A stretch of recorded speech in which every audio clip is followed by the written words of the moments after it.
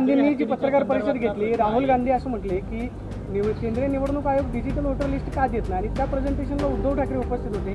ते सगळं slide show बघत होते की राहुल गांधी सांगतात की महाराष्ट्रामध्ये कशा मतांची चोरी झालेली आहे, मतांचा घोटाळा. मला असं वाटतं की अलीकडच्या काळामध्ये राहुल गांधी यांनी सलीम जावेद यांच्याशी संपर्क साधून त्यांच्याकडनं एक स्क्रिप्ट लिहून घेतलेली आहे. अतिशय मनोरंजनात्मक अशा प्रकारची स्क्रिप्ट आहे. ती सगळीकडे ते मांडताहेत. याच्याने मनोरंजनापलीकडे काहीच होत नाही. एकही गोष्ट त्यांच्याकडे फॅक्च्युअल नाही. सगळ्या गोष्टी कपोकल्पित त्या ठिकाणी ते मांडताहेत. आणि सगळ्यात महत्त्वाचं, ते एकीकडे म्हणतात की वोटर लिस्ट मध्ये प्रॉब्लेम आहे. आम्हालाही मान्य आहे. आम्ही तर इतके वर्ष झाले सांगतोय. आमची मागणी होती की कॉम्प्रिहेन्सिव्ह रिव्हिजन करा. आता इलेक्शन कमिशन म्हणते आम्ही कॉम्प्रिहेन्सिव्ह रिव्हिजन करायला तयार आहोत, आणि बिहारमध्ये त्यांनी सुरू केलं तर राहुल गांधी म्हणतात कॉम्प्रिहेन्सिव्ह रिव्हिजन करू नका. मग त्यांना नेमकं हवं काय आहे? त्यामुळे त्यांना कॉम्प्रिहेन्सिव्ह रिव्हिजनही माहिती नाही आहे आणि वोटर लिस्टमधले प्रॉब्लेमही माहिती नाही आहे. त्यांना केवळ आपल्या हारण्याकरता काही ना काही कारण शोधून काढायचं आहे.